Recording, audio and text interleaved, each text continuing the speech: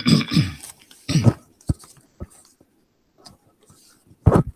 bismillahirrahmanirrahim. Assalamualaikum warahmatullahi wabarakatuh. Kita mulakan majlis kita pada malam ini dengan membaca ummul kitab Al-Fatihah. A'udzubillahi minasyaitonirrajim. Bismillahirrahmanirrahim. Alhamdulillahirabbil alamin. Wassalatu wassalamu ala Bismillahirrahmanirrahim. Alhamdulillahirabbil alamin. Arrahmanirrahim. Maliki yaumiddin. Iyyaka na'budu wa iyyaka nasta'in. Ihdinas siratal mustaqim. Siratal ladzina an'amta 'alaihim ghairil maghdubi 'alaihim waladdallin. Amin. Bismillahirrahmanirrahim. Alhamdulillahirabbil alamin.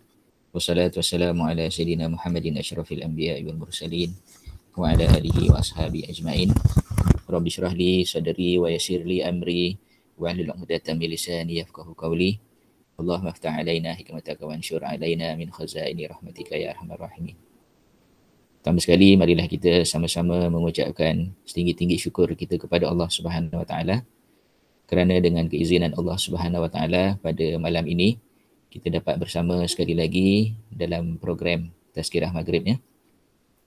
Jadi kita juga mengucapkan syukur pada Allah Subhanahu Wa Taala di atas nikmat-nikmat Allah yang banyak yang tidak terhingga yang Allah berikan pada kita dari dulu hinggalah sekarang ya. Jadi sekiranya kita ingin mengira ataupun menghitung nikmat Allah Subhanahu Wa Taala, nescaya kita tidak akan mampu untuk menghitungnya. Sebab ya, nikmat-nikmat yang Allah beri pada kita ni sebenarnya terlalu banyak ya. Jadi kalau kita lihat pada tubuh kita ya, daripada tangan, daripada kaki, daripada mata, ya, daripada telinga dan sebagainya, cuba kita bayangkan kalau kita dapat ataupun kita tak ada salah satu daripada apa yang ada tadi. Tak ada telinga katakan, bagaimana agaknya rasanya. Tak ada hidung ataupun tak ada mata dan sebagainya. Tak ada tangan. Jadi bagaimana keadaannya, kita sudah tentulah kita tak dapat membayangkannya. Sebab sekarang ni kita ada benda tu. Ya, jadi apabila kita memiliki sesuatu, maka kita tidak merasainya. Tetapi kita akan merasai nikmat yang Allah berikan kepada kita itu apabila kita telah kehilangan. Begitu juga dengan orang-orang yang ada di sekeliling kita kan. Kadang-kadang ada ibu bapa kita tapi kita tidak berapa menghargai atau tidak berapa mengendahkan. Tapi apabila ibu bapa kita meninggal dan sebagainya, maka masa itulah kita merasa kehilangan, kita merasa rindu dan sebagainya.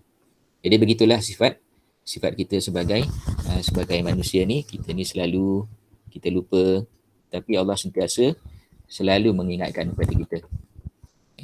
Jadi sebenarnya peringatan-peringatan Allah tu sentiasa ada sepanjang masa. Cuma sama ada kita sedar ataupun tidak, Allah sentiasa mengingatkan kita ya. Jadi insya-Allah pada malam ini saya ingin kongsikanlah satu tajuk, iaitu tentang keajaiban Al-Quran ya. Jadi walaupun saya ada slide-nya, tapi mungkin hari ini saya tak tunjuklah slide tu. Bila tak tunjuk slide tu, mungkin boleh tengoklah siapa yang ada kat depan saya ni. Jadi alhamdulillah siapa yang dapat hadir, saya pun dapat hadir pada malam ni. Kita bersyukur pada Allah sebab Allah mengizinkan untuk kita bersama-sama pada malam ini. Jadi kalau sempat nanti di hujung perkongsian ini, mungkin saya akan kongsikan satu kisah tentang Saidina Umar ni, kalau sempat lah. Ya. Jadi kalau tak sempat, saya akan kongsi apa tajuk yang saya sedang nak kongsi ni lah ya. Jadi berkenaan dengan keajaiban Al-Quran. Ya, jadi sebagai seorang Muslim, kita wajib mengimani. Ya, kita wajib mengimani rukun-rukun iman, iaitu percaya kepada Alkitab antaranya. Ya, percaya kepada kitab ni maknanya kita percaya pada kitab-kitab yang diturunkan oleh Allah Subhanahu Wa Taala, yang terdiri daripada kitab Taurat, kitab Zabur, kitab Injil, kitab Al-Quran.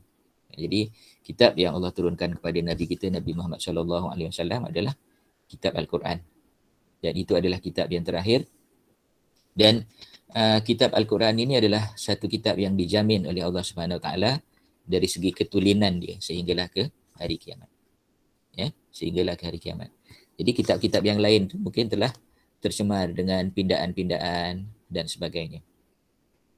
Jadi Al-Quran merupakan wahyu dan kitab suci yang Allah Subhanahu Wa Taala turunkan kepada Nabi sallallahu alaihi wasallam serta menjadi kitab rujukan utama dan panduan hidup umat Islam. Kandungan Al-Quran mencakupi pelbagai keistimewaan dan bukan sekadar meliputi kata-kata Allah atau firman-Nya kepada manusia seperti yang kita maklum secara asasnya. Jadi memanglah secara asasnya kita tahu bahawa Al-Quran ini adalah merupakan panduan yang berasal daripada firman Allah Subhanahu Wa Taala, yang mana ia menjadi panduan untuk kita mengamalkan kehidupan kita. Kita nak melaksanakan kehidupan kita, kita kena berpandu kepada Al-Quran, kita kena berpandu kepada Al-Sunnah. Keindahan gaya bahasa Al-Quran adalah kerana laras bahasa Arab yang menghiasi setiap susunan huruf-hurufnya sehingga mampu menjelaskan makna ataupun definisi secara tepat. Jadi maknanya kalau kita ingin memahami Al-Quran, yang sebaik-baiknya kita kena faham bahasa Arab. Tapi kita ni orang Melayu kan, orang Melayu. Jadi maknanya kalau faham Arab pun kita faham sikit-sikit sajalah. Ya. Jadi ada satu kaedah untuk kita faham, iaitu kita baca dan kita baca maksud dia. Ya. Kemudian ada masa lagi kita baca dia punya tafsir dia. Jadi mungkin dengan itu kita lebih faham. Dan satu lagi mukjizat Al-Quran ni, apabila kita membaca berulang-ulang kali, kita tidak akan merasa jemu walaupun kita dah mengulang. Daripada kita mula khatam Quran dulu, umur mungkin 10 tahun, mungkin umur 7 tahun dulu, tiap-tiap tahun kita terus baca dan terus baca, kita tak akan merasa jemu. Ya? Walaupun kita dah baca banyak kali. Jadi itulah merupakan mukjizat Allah Subhanahu Wa Taala yang diturunkan kepada Nabi Muhammad sallallahu alaihi wasallam. Jadi sebenarnya banyak sangat keistimewaan Al-Quran. Cuma pada malam ini mungkin saya akan sebutkan beberapa lah. Mungkin ada 10 ataupun 12 keajaiban ataupun keistimewaan Al-Quran. Jadi di antara keistimewaan ataupun keajaiban Al-Quran tadi, ianya isi kandungan Al-Quran tidak berubah. Ya, isi kandungan Al-Quran itu tidak pernah berubah. Bagaimana pula dengan kitab-kitab yang lain? Kitab yang terdahulu, kitab Taurat, kitab Injil. Jadi yang kita pernah dengar lah pada zaman ini, ada orang yang mengatakan kitab Taurat dengan kitab Injil tu masih ada lagi. Kitab Zabur kita tak dengar dia masih ada. Tapi kitab Taurat, kitab Injil dikatakan masih ada. Tapi apa yang ada tadi tidak dapat dijamin keasliannya. Ya, tidak dapat dijamin keasliannya. Sebab Allah Subhanahu Wa Taala tidak menjamin keaslian Taurat dan Injil yang ada pada hari ini berbanding dengan Al-Quran yang dijamin oleh Allah Subhanahu Wa Taala. Ya, inna nahnu nazzalna zikra wa inna lahu lahafizun. Itulah firman Allah Subhanahu Wa Taala, aku yang menurunkan, sesungguhnya kamilah yang menurunkan Al-Quran dan kamilah yang akan menjaganya sehingga hari kiamat. Jadi maknanya Quran yang ada pada kita hari ini adalah Quran yang tulen, Quran yang tidak ada pindaan, Quran yang tidak palsu. Walaupun ada musuh-musuh Islam yang cuba memalsukan beberapa surah, ya, tetapi ulama-ulama dapat mengesan kan dengan segera pindaan-pindaan ataupun tambahan-tambahan yang cuba dibuat oleh musuh-musuh yang benci kepada Al-Quran, yang benci kepada Islam. Jadi yang saya sebutkan tadi, kitab Taurat dan Injil tu maknanya dia telah diubah-ubah, sehinggalah nama pun telah berubah menjadi Bible. Ya. Jadi apabila Bible di sebuah negeri, dia akan berbeza dengan Bible di negeri yang lain. Sedangkan Al-Quran ini, Al-Quran yang ada di tempat kita ni sama juga dengan Al-Quran di tempat lain. Di Indonesia, di negeri China, di Arab Saudi, di tempat lain. Ya, bahkan kita boleh buat tilawah lagi. Kita boleh buat musabaqah lagi. Kan? Jadi semua orang membaca Al-Quran yang sama. Cuba kita bayangkan kalau Al-Quran ni lain-lain, ada dipindah di sana di sini, apabila tilawah kita dengar, apa salah? Ayat ni lain pula bunyi dia. Sebab Al-Quran ini tidak ada pindaan. Jadi Al-Quran ini terpelihara daripada unsur-unsur ataupun tangan-tangan manusia. Maknanya Al-Quran ini masih lagi tulen, Al-Quran yang diturunkan oleh Allah Subhanahu Wa Taala kepada Nabi Muhammad sallallahu alaihi wasallam. Yang kedua, Al-Quran ini mengandungi perintah-perintah Allah Subhanahu Wa Taala. Mengandungi hukum hakam, perintah dan ayat suruhan, seperti mengerjakan solat, menutup aurat, dan juga larangan memakan dan meminum makanan yang haram, seperti khamar ataupun seperti arak dan juga khinzir. Jadi dalam Al-Quran ada arahan, tegahan, suruhan, ya. Kemudian yang ketiga di dalam Al-Quran juga terdapat kisah orang-orang soleh. Ya, kisah orang-orang soleh. Jadi kisah orang soleh ini pernah juga saya ceritakan pada beberapa minggu yang lepas ataupun bulan yang lepas, iaitu berkaitan dengan seorang yang soleh bernama Luqman Al-Hakim. Ya, diceritakan di dalam Al-Quran, sehinggalah di dalam Al-Quran itu ada satu surah, surah Luqman. Kemudian kita juga mengetahui tentang kisah-kisah seperti kisah pemuda Al-Kahfi. Kisah 7 pemuda beserta seekor anjing bersembunyi di dalam gua selama 309 hari, 309 tahun. Ya, selama 309 tahun berada di dalam gua, tanpa, maknanya tidak matilah dalam tempoh 309 tahun. Jadi dalam tu pun disebut tentang matematik kan. Sama ada 300 tahun ataupun 309 tahun. Jadi maknanya mana satu kita nak ambil, 300 tahun ke 309 tahun. Jadi 300 tahun Masihi, 309 tahun Hijrah. Kan? Jadi maknanya dua-dua betul. Kerana melarikan diri daripada raja yang zalim. Dan perkara ini diabadikan oleh Allah SWT di dalam surah Al-Kahfi. Surah Al-Kahfi ni ramai yang membaca surah Al-Kahfi pada hari Jumaat ataupun malam Jumaat, pagi Jumaat, ya.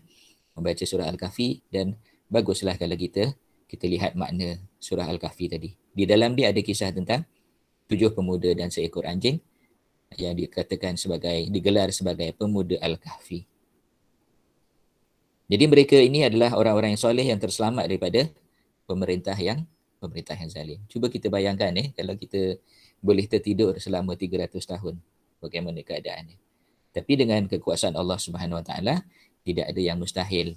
Allah boleh melakukan, ataupun pemuda-pemuda tadi Allah izinkan untuk hidup selama 300 tahun. Kemudian yang keempat, cerita tentang orang-orang yang ingkar, ya. Jadi kalau yang ketiga tadi tentang orang-orang soleh, yang keempat ni tentang orang-orang yang ingkar untuk dijadikan sebagai sempadan. Orang soleh dijadikan teladan, orang yang ingkar ni dijadikan sempadan. Ya.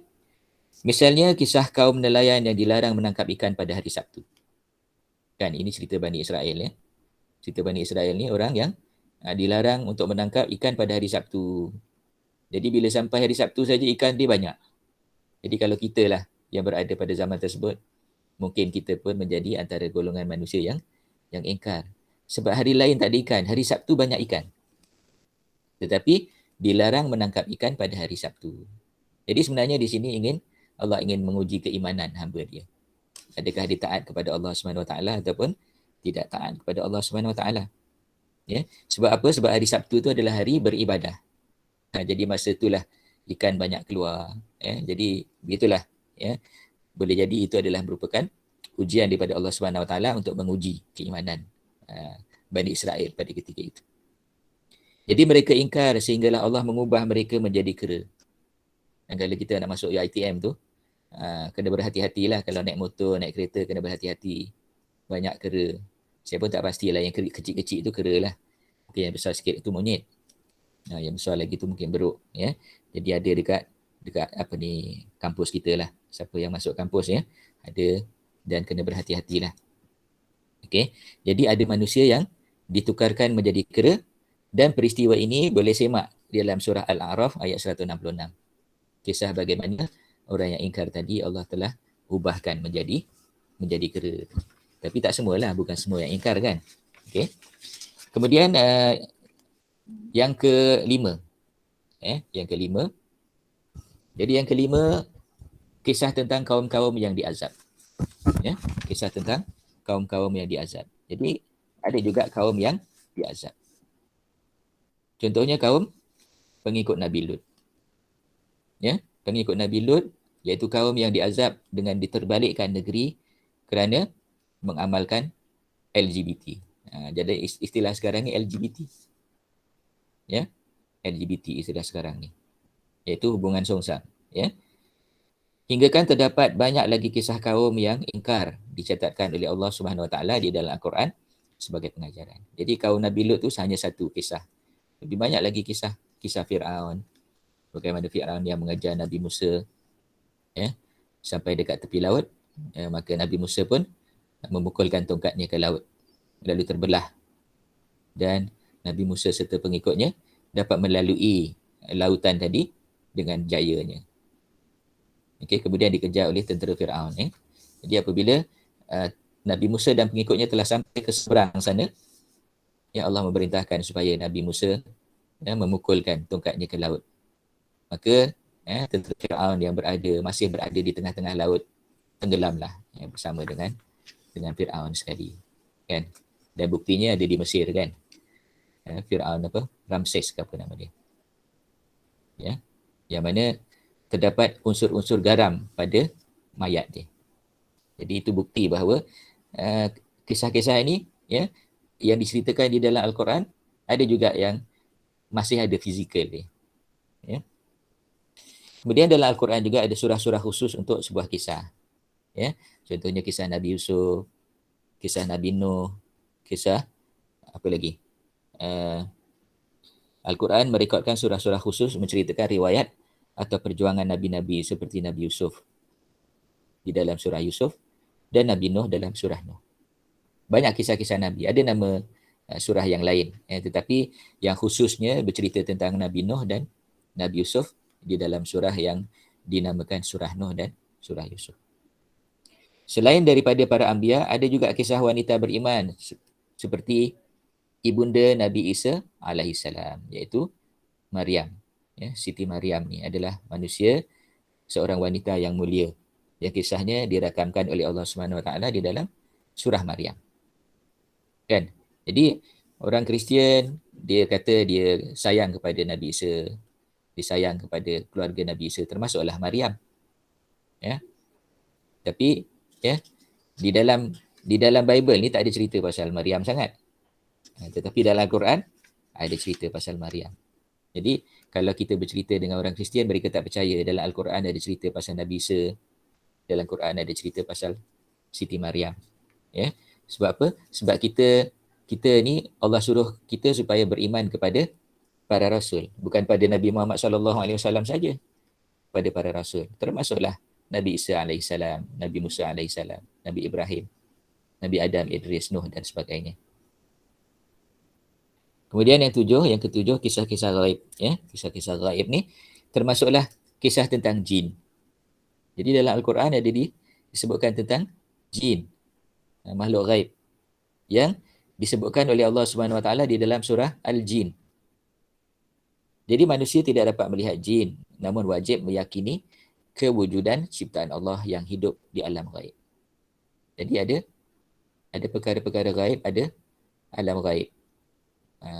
Kan? Jadi maknanya ada makhluk yang lain yang tidak seperti kita. Jadi bukan semua makhluk seperti kita. Kan? Kalau kita korek tanah pun, kita jumpa macam-macam makhluk yang hidup. Kan? Siapa dekat rumah dia ada tanah, koreklah tanah tu. Kan jumpa cacing, jumpa lipas, jumpa lipan, macam-macam kita jumpa. Sedangkan kita yang ada dekat atas permukaan bumi ni, kita berdiri seorang-seorang, kita korek bawah tanah tu macam-macam ada. Ada ulat, ada semut, kan? Jadi itu bukan yang gaib, cuma kita tak nampak. Bila kita korek tanah tadi, barulah kita nampak. Sedangkan benda yang ada pun kita tak nampak. Benda tu tak gaib, kita tak nampak.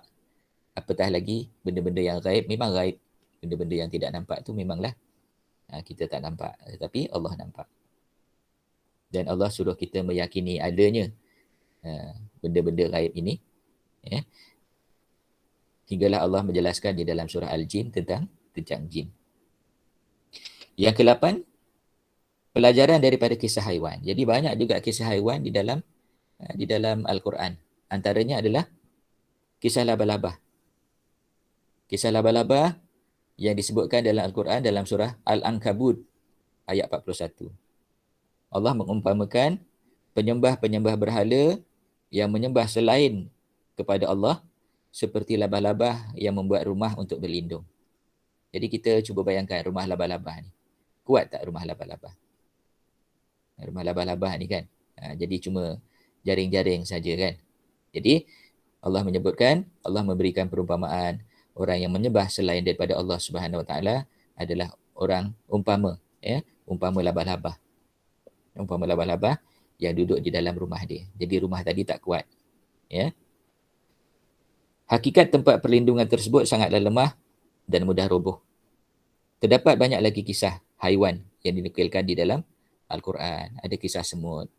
Ya, bagaimana Nabi Sulaiman melalui satu kawasan, kemudian semut-semut tadi pun semuanya masuk ke dalam sarang. Masuk ke dalam sarang. Sebab dia kata Sulaiman lalu. Kan? Nabi Sulaiman lalu, maka nanti kalau kata Sulaiman lalu ni takut terpijak kita. Jadi semua akan masuk dalam sarang.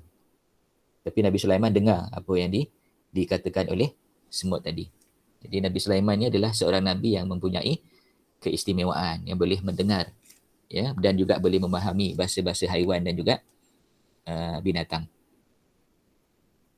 Kemudian yang ke-9 berkaitan dengan ganjaran pahala yang berlipat ganda bagi orang yang membaca Al-Quran. Kan? Orang yang membaca Al-Quran ini, ya, walaupun kita cuma baca satu ayat satu hari, ini satu motivasi untuk kita. Kita baca Al-Quran pada waktu pagi, ya, selepas subuh. Kita baca Al-Quran pada waktu malam, selepas maghrib. Satu motivasi bagi kita. Sebab apa? Allah kata, baca Al-Quran ni dapat pahala. Tapi Nabi Muhammad SAW telah menjelaskan bahawa sesiapa yang membaca Al-Quran, ya, kalau katakan dia baca Alif Lam Mim, kan? Alif Lam Mim. Kan? Jadi Alif Lam Mim tadi bukanlah satu huruf, tetapi Alif Lam Mim tadi adalah 3 huruf, iaitu Alif, Lam dan Mim. Ya, Alif, Lam dan Mim. Jadi cuba kita bayangkan, kalau baca Alif pun dapat 10 ganjaran, baca Lam 10 ganjaran, baca Mim 10 ganjaran, baca Alif, Lam, Mim dah dapat 30 ganjaran. Kan? Mana ada satu pelaburan yang memberikan pulangan yang begitu besar. Ya? Barang siapa yang membaca satu huruf daripada Al-Quran, baginya satu kebaikan. Satu kebaikan akan dilipat gandakan menjadi 10. Ya? Dia dapat satu kebaikan, tapi pahalanya 10. Aku tidak mengatakan Alif, Lam, Mim satu huruf, tetapi Alif satu huruf, Lam satu huruf, Mim satu huruf. Ini sabda Nabi SAW yang diriwayatkan oleh Imam Tirmizi. Diriwayatkan oleh Imam At-Tirmizi. Okey, yang ke-10, syafaat pada hari kiamat. Ya, ini adalah merupakan keajaiban Al-Quran. Syafaat bermaksud pertolongan. Orang yang membaca Al-Quran akan diberikan syafaat pada hari kiamat. Jadi kita nak syafaat ni pertolongan. Jadi sebenarnya pada hari kiamat nanti, kan, kita tak boleh lagi nak balik ke dunia. Tak boleh lagi nak balik ke dunia, nak betulkan yang tak betul, nak cukupkan yang tak cukup. Kan, kalau kata dulu solat pun kurang, kita nak, ya Allah, aku nak masuk sekejap, balik semula ke dunia, nak solat sikit lagi. Sebab tak cukup lagi solat. Tak ada dah. Kan? Jadi maknanya pada ketika itu, kita memerlukan pertolongan. Jadi kita memerlukan pertolongan ataupun syafaat daripada Nabi. Selain daripada itu, kita juga, sekiranya kita banyak membaca Al-Quran, Al-Quran akan memberi syafaat kepada kita. Sabda Rasulullah SAW yang bermaksud, rajinlah membaca Al-Quran kerana dia akan menjadi syafaat bagi penghafalnya di hari kiamat. Kan? Jadi, kita ni hafal Al-Quran tak? Kita memang, saya lah tak hafal Al-Quran 30 juzuk. Tapi kan kita ada hafal juga surah-surah pendek. Qul a'udzu birabbin nas kita hafal. Qul a'udzu birabbil falaq kita hafal. Qul huwallahu kita hafal. Jadi kalau boleh kita banyakkan lagi. Walaupun biasa kita baca surah-surah pendek masa kita solat kan. Kita tambah lagi supaya semakin banyak kita hafal, maka semakin berpeluang kita untuk mendapat syafaat Al-Quran pada hari kiamat. Ya.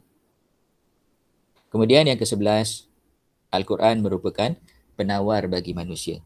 Ya, penawar bagi manusia. Jadi Al-Quran merupakan penawar. Imam Bukhari dan Muslim mengisahkan bahawa sebahagian para sahabat mendatangi sebuah kampung. Salah seorang daripada mereka membacakan Al-Fatihah kepada ketua kampung yang telah disengat binatang dan akhirnya sembuh atas izin Allah SWT. Kena sengat binatang, kemudian bacakan Al-Fatihah. dengan izin Allah Subhanahu Wa Taala. Ya, jelas terbukti bahawa Al-Quran menjadi sumber penyembuhan. Ya, wa nunazzilu minal Qur'ani ma huwa syifaa'un wa rahmatul lil mu'minin.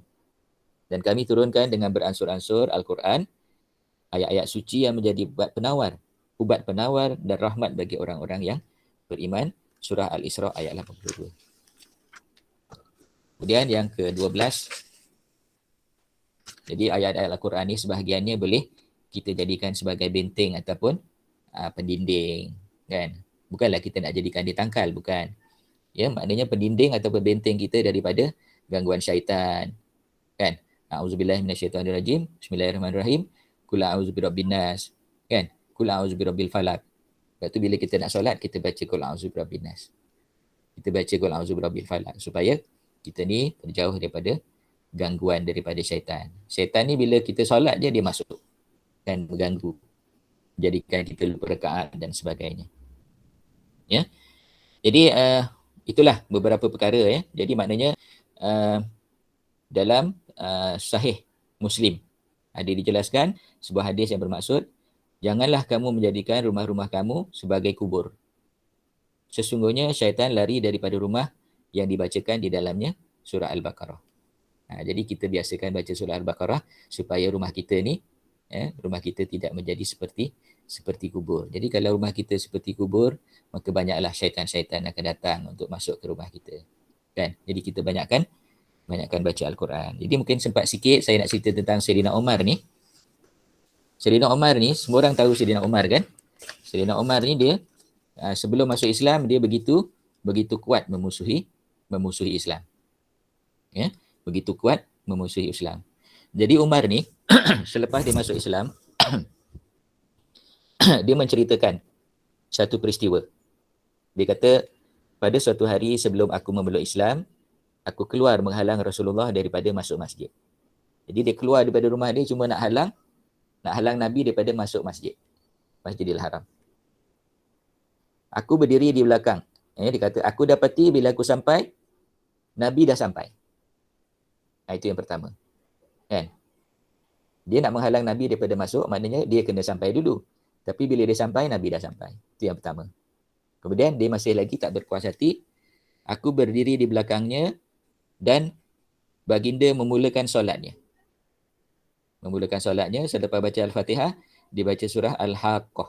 Surah yang ke-69. Kemudian apabila Nabi membaca surah Al-Haqqah tadi, maka Sayyidina Umar ni yang belum Islam ni, dia merasa kagum dengan susun atur ayat-ayat Al-Quran yang bagi dia baca. Lalu dia berkata di dalam hati, demi Allah, ini adalah syair yang dikatakan orang-orang Quraisy. Jadi dia kata, sedap sangat ni bacaan Quran ni, macam syair, dia kata. Jadi bila dia kata macam tu dalam hati, maka Nabi pun membaca ayat yang berikutnya. Ya? Nabi membaca ayat yang berikutnya, iaitu yang bermaksud bahawa sesungguhnya Al-Quran itu ialah wahyu daripada Allah yang disampaikan oleh Rasul yang mulia. Dan Al-Quran ini bukanlah perkataan penyair. Jadi Umar ni dia cuma terdetik dalam hati dia, dia kata ini ayat-ayat penyair. Tapi Nabi yang tak mendengar apa yang dikatakan oleh Umar tadi, Nabi membaca ayat Quran, yang mana ayat Quran tadi mengatakan bahawa ini adalah ayat yang diturunkan oleh Allah, bukanlah ayat-ayat penyair. Seperti yang kamu dakwakan. Kemudian Allah menjelaskan lagi, tetapi sayang amat sedikit kamu yang beriman. Jadi setelah mendengar ayat itu, ya, Umar pun peliklah macam manalah Nabi ni boleh tahu apa yang ada dalam hati aku. Kan sebenarnya itu bukan ayat daripada Nabi sendiri, tetapi itu adalah merupakan ayat Al-Quran, ya. Kemudian Umar berkata, Muhammad ini seorang pawang ataupun seorang ahli sihir, kerana dia tahu apa yang aku sebut dalam hati. Itu kata Umar lah bila Nabi baca, Nabi kata ini bukan ayat syair, ini ayat Quran. Jadi Umar kata, Nabi ni tahu pula, Muhammad ni tahu pula aku cakap apa dalam hati. Kemudian bila dia dalam hati dia cakap macam tu, Nabi baca lagi satu ayat, dan juga bukanlah Al-Quran itu perkataan seorang ahli sihir, sebagaimana yang kamu katakan. tetapi sayang amat sedikit kamu yang mengambil peringatan. Al-Quran itu diturunkan dari Allah untuk sekalian alam. Dan kalau Nabi Muhammad yang menyampaikan Al-Quran itu mengatakan atas nama kami secara dusta, sebarang kata-kata rekaan, sudah tentulah kami akan menyentapnya dengan kekuasaan kami. Kemudian sudah tentu kami akan memutuskan tali jantungnya dengan serta-merta. Kan? Jadi, setiap apa yang terdetik di dalam hati ya, Sayyidina Umar tadi, Allah telah menjawab di dalam surah Al-Haqqah. Jadi, itulah Umar kata, begitu ajaibnya, ya, begitu hebatnya Al-Quran ini, apa saja yang dikata di dalam hati dia, ya, apa yang disebut dalam hati dia bukan dengan lidah dia, tapi Allah telah menjawab semuanya. Jadi Umar menyambung kisahnya, selepas peristiwa itu aku mula jatuh cinta dengan Islam. Kan? Sayyidina Umar ni, jadi Sayyidina Umar ni walaupun dia seorang yang menghalang Islam, seorang yang benci pada Islam, akhirnya apabila dia mendengar ayat-ayat Allah Subhanahu Wa Taala, hatinya mula cenderung untuk memahami Islam dan akhirnya dia masuk Islam. Jadi begitulah keajaiban Al-Quran yang ingin saya kongsikan pada malam ini. Ya. Semoga apa yang kita kongsikan pada malam ini memberi sedikit sebanyak manfaat kepada kita untuk kita jadikan panduan dalam kehidupan kita. Kita tak tahu kita ni hidup berapa lama. Mungkin lama lagi, mungkin dah tak lama lagi, kita tak tahu. Jadi kita jadikan dia sebagai panduan kehidupan dia, panduan kehidupan kita, juga panduan kehidupan siapa-siapalah yang kita sampaikan kisah ini kepada mereka. Jadi saya rasa setakat itu saja perkongsian saya pada malam ini. Terima kasih banyak-banyak saya ucapkan kepada yang sudi untuk hadir. Ya. So, kita sudahi pertemuan kita pada malam ini dengan membaca surah Al-Asr. Bismillahirrahmanirrahim. Wal asr innal insana lafi khusr illa allazina amanu wa amilus solihat wa tawassaw bil haqq wa tawassaw bis sabr. Assalamualaikum warahmatullahi wabarakatuh. Waalaikumsalam. Terima kasih, Prof. Terima kasih, Prof. Waalaikumsalam. Thank you, Prof. Sama-sama. Terima kasih, Prof. Sama-sama.